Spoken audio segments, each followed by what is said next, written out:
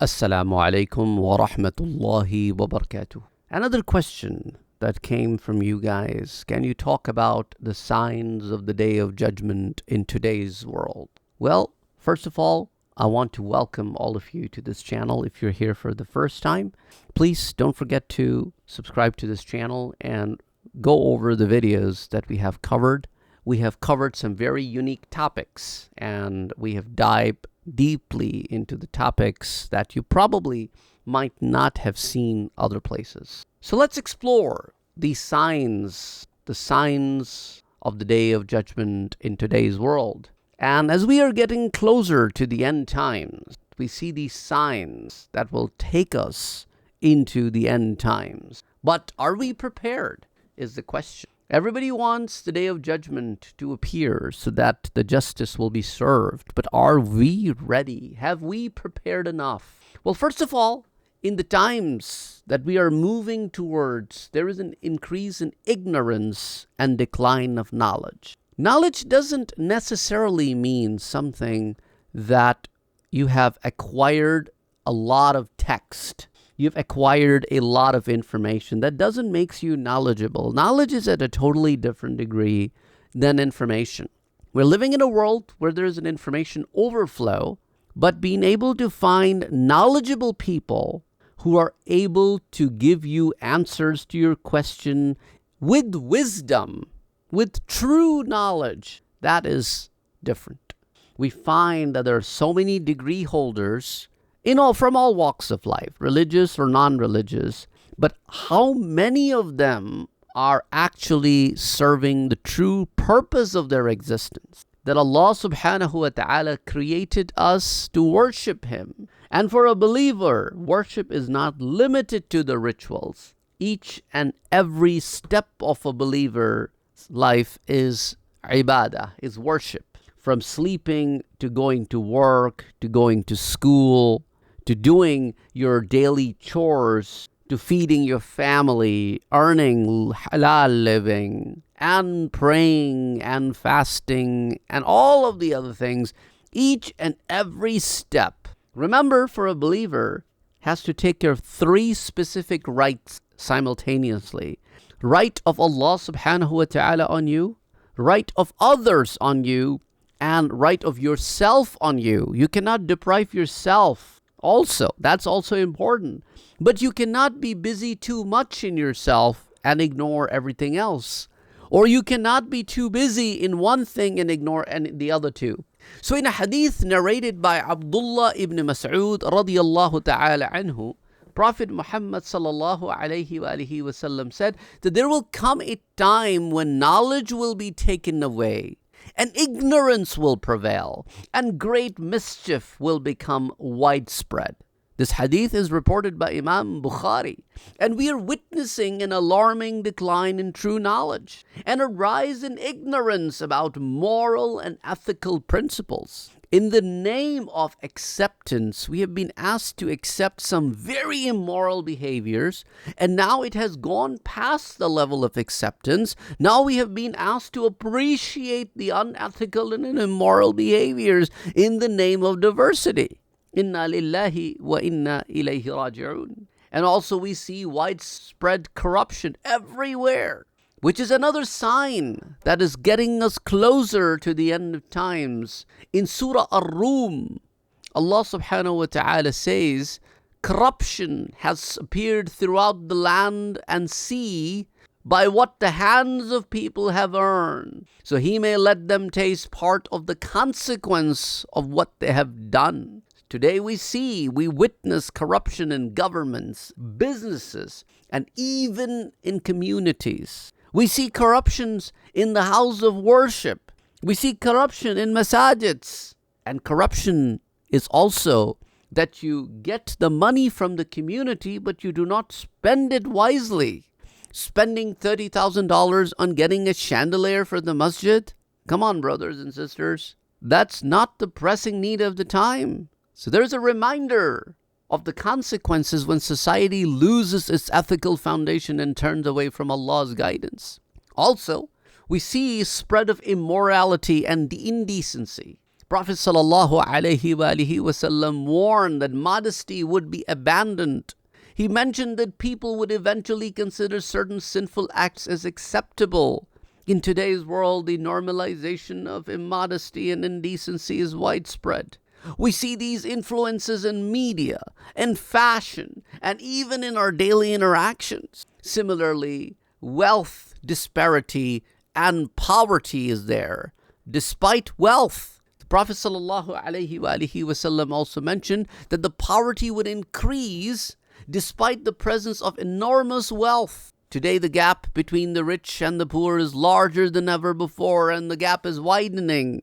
In Surah Al-Hashr, Allah reminds us that wealth should not be circulated among the rich alone. Yet we see that wealth disparity only seems to grow, while millions still struggle for basic needs.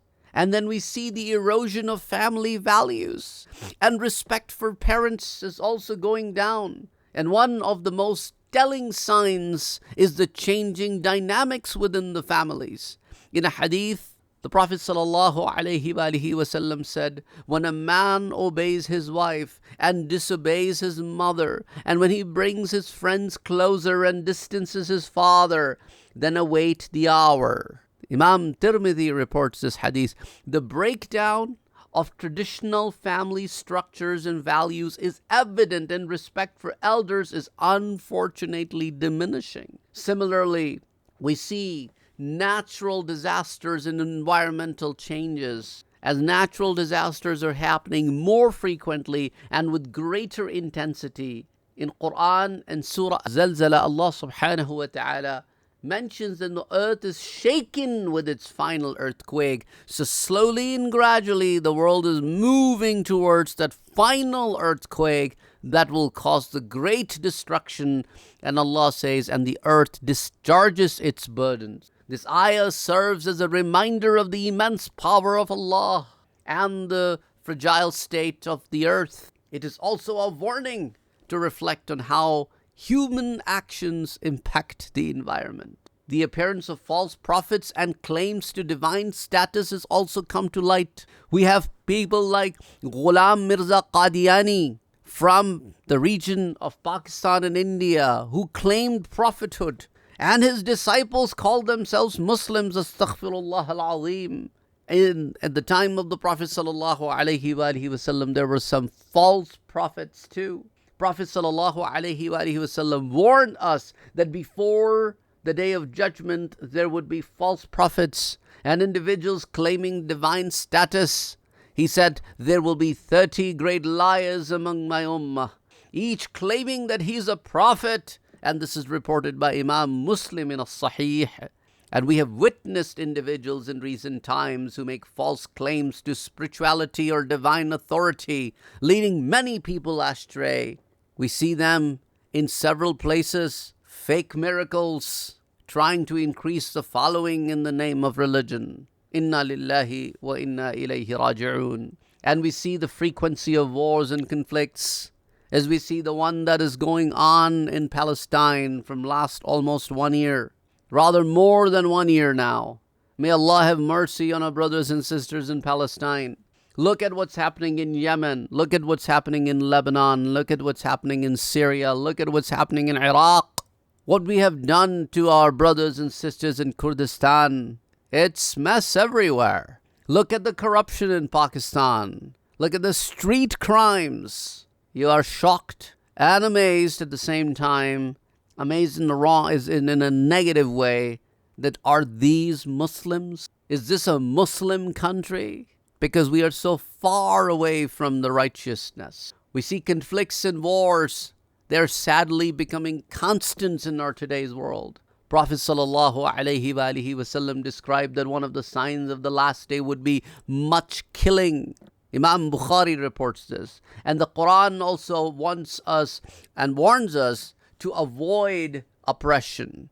Quran is constantly talking about that Muslims should be the one that should be working for justice, not the corruption. The Quran warns us to avoid oppression and transgression as these lead to greater violence and strife. These are just some of the things, some of the signs mentioned in the Quran and Hadith, and they provide a clear reminder of the transitory nature of this world. What can we do about it?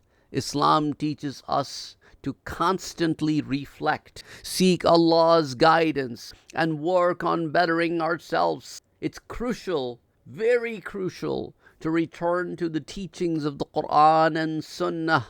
It is very crucial to strengthen our faith and connect with our community. How can you bring the righteousness? Well, taqwa. Taqwa, what does that mean? That means you must have this consciousness within you that you are one day answerable to Allah subhanahu wa ta'ala. This thought of accountability will bring taqwa in the life. Always, all the actions that we perform, that must be at the forefront, that one day I have to stand in front of Allah. How will I justify this action? Repent, seek forgiveness, stay connected to your faith, and prepare for the hereafter. Thank you for watching, and if you found this video valuable, don't forget to share it with others, as it may also benefit them as it is benefiting you. Don't forget to subscribe to our channel, and this is so that you can get more such videos. The only reason we ask you to like the videos is also because of the YouTube algorithm, so that the videos that are liked are ranked higher, and the only reason we are asking you to do that so that more people can benefit from it. Unfortunately, there are videos out there which serve more harm than goodness in this life and hereafter, and since the rankings are so high, people are constantly watching that instead of the reminders that will help them prepare for the life hereafter. Assalamu alaikum wa rahmatullahi wa barakatuh.